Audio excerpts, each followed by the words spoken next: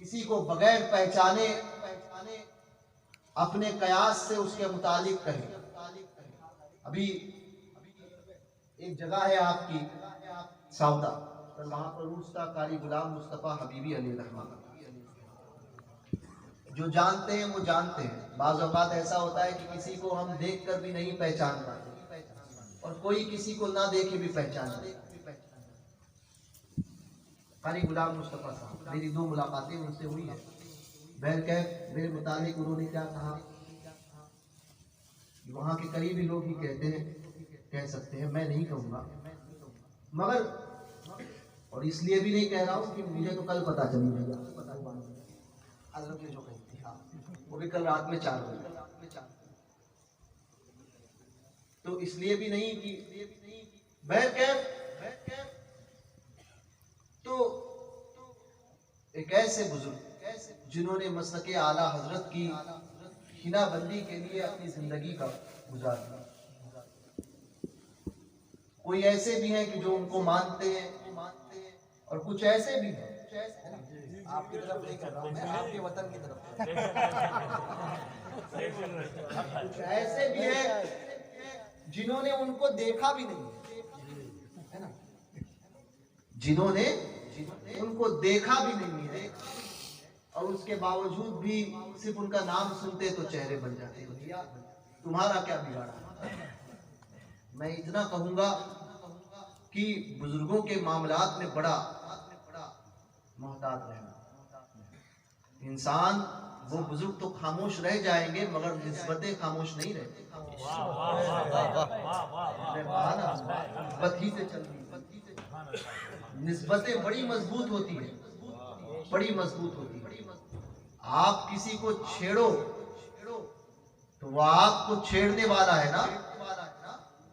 एक शख्स परागंदा लिबास में हुजूर मुफ्ती आजम फरमाया करते थे, मेरे यार के 2 ही पते, खस्ता हाल कपड़े फटे।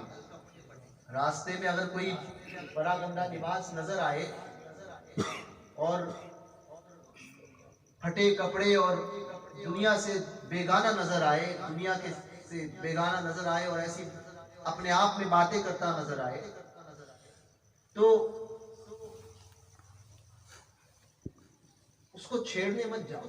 मैं अक्सर देखता हूं कि लोग जो है वो, कई लोग ऐसे ही होते हैं, कभी चलते रहते हैं रास्ते में, जिसको लोग दीवाना कहते हैं। तो कई लोग कभी पत्थर मारते हैं। नौजवानों में बड़ी आदत होती है, बच्चों में, कि कोई जो है वो पत्थर मारता है, कोई उस पे सर पे मारता है, अजीब अजीब मामला करते हैं। तो भैया ठीक है, अगर आपके समझ में कोई शख्स नहीं आता तो आप दूर रहो। अगर आप, मैं ये नहीं कहता कि हर एक को वली समझो, मगर अगर वली ना भी हो तो इंसान तो है ना। वो अगर वली ना भी हो, पागल ही सही, मगर इंसान तो है ना। ये और बात है कि तुम्हें शऊर की मंजिलें मिली, उसको शऊर नहीं है, मगर इंसान तो है ना। तुम अगर उसको कोई चीज उसको नहीं दे सकती तो कम से कम उसका मजाक तो मत उड़ाओ, या उसके पागलपन को मजाक तमाशा तो मत बनाओ, छोड़ दो उसको उसके हाथ। तो एक ऐसे ही परागंदा लिबास था, बुजुर्ग गुजर रहे थे, करीब से एक नौजवान अपनी माशूका के साथ बैठा हुआ और उसके जुल्फों का असीर था। उसको देखकर बड़ा मुस्कुरा रहा था, मुस्कुराते हुए देख रहा था और उसके नाज उठा रहा था। तो इसने ये जो परागंदा लिबास, मेरे यार के 2 ही पते, खस्ता हाल कपड़े फटे, ये अपनी कैफियत में जा रहे थे। ये बैठा हुआ था, पानी था,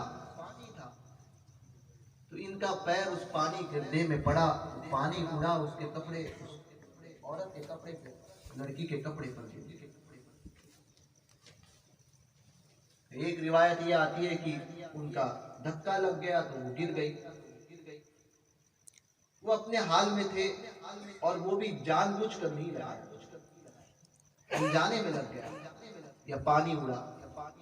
अब इस शख्स को, इस नौजवान को गुस्सा आया और इसने उसकी खूब पिटाई की कि मेरे महबूब को तूने गंदा किया या गिरा दिया, तो तुझे नहीं छोड़ता। पिटाई की, जब पिटाई हुई कहा चल जा।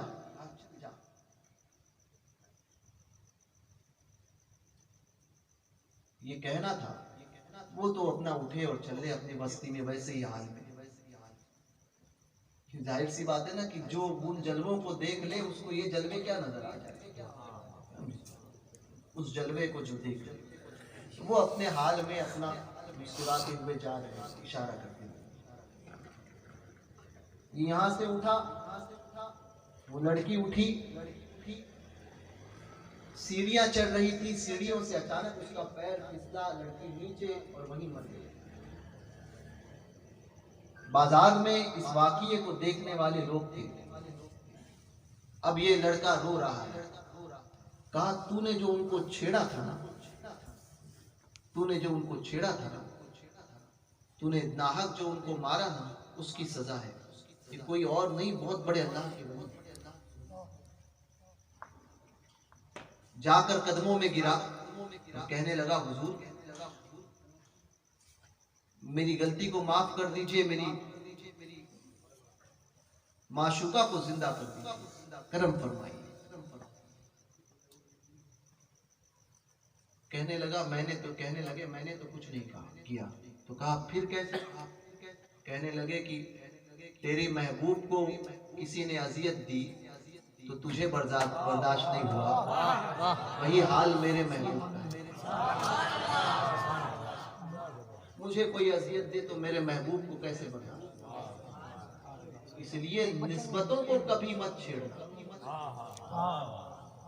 निस्बतें, इंसान खामोश रह सकता है मगर निस्बतें खामोश नहीं रहती। निस्बतें जवाब जरूर देती है, और जब निस्बतें जवाब देती है ना, तो फिर इंसान को समझता भी नहीं है कि उसकी हालत, उसकी दुनिया और आखिरत कैसे तबाह हो रही है। इसलिए याद रखना, साहिबे निस्बत को कभी मत छेड़ना, साहिबे निस्बत को कभी मत छेड़ना। तो ऐसे भी कुछ लोग हैं तो उनके जो बुजुर्गों को न जाने जिंदगी में कभी वो बेचारे कारी साहब से कभी नहीं मिले, और दूसरे के कहने पे बदगुमान, समझे। मगर यही हाल है कि गालियां देते हैं या बुरा कहते हैं। तो भैया बुजुर्गों को बुरा कहोगे तो इसी दुनिया में पाओगे, इसी दुनिया में।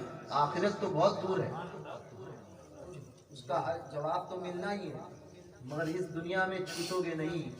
इस दुनिया में भरोगे और ऐसा भरोगे कि पता भी नहीं चलेगा कि ये उसी गलती का खमियाजा। निस्बतों का अदब करना, निस्बतों को संभाल कर संजोग कर रखना। जिसने अपनी निस्बतों को संभाला वो यहाँ भी कामयाब हुआ, वहां भी कामयाब हुआ। आखिर में एक बात अर्ज करता चलूं कि अभी कल 31 है, खास तौर पे नौजवान, समझे। हालात मुल्क के क्या है ये आप पर पोशीदा नहीं, सारे हालात आप पर खुले हुए हैं। याद रखना कि गैरों का त्योहार और गैरों की रस्म को मुसलमान मनाया नहीं करते। तो अपने इलाकों में, अपने मोहल्लों में, खास तौर पे नौजवान जो तबका है वो इस तरफ तवज्जो करे, खुद भी ऐसे फजूल कामों से बचे और अपने दोस्त अहबाब को भी बचाए। हालात क्या है अभी आपको तो जलगांव के मामलात ही पता है, जलगांव में क्या चल रहा है और क्या है, समझे। कहाँ पर दुश्मन आपके लिए कैसी तैयारियां कर रहा है और कैसे नारे लगा रहा है। हम सोए हुए हैं। तो भैया अगर कुछ नहीं कर सकते हो तो इतना तो करो, अपनी निस्बतों को तो मजबूत करके रखो। कुछ नहीं कर सकते, निस्बतों को मजबूत करके रखो, क्योंकि अगर हम निस्बतें मजबूत करके रखेंगे, हम खामोश रहेंगे। मगर जिन बुजुर्गों पे हमने एतकाद किया है ना, जो अपनी मज़ारात में आराम फरमा रहे हैं, वो हमारी जरूर दस्तगिरी हो, बशर्ते अकीदा वैसा, अकीदत वैसी मजबूत, अकीदतें मजबूत हो अपने सरकारों से। जिसकी अकीदतें मजबूत, वो इस दुनिया में भी कामयाब और आखिरत में भी कामयाब। अल्लाह तबारक व तआला कहने सुनने से ज्यादा अमल की तौफीक अता फरमाए।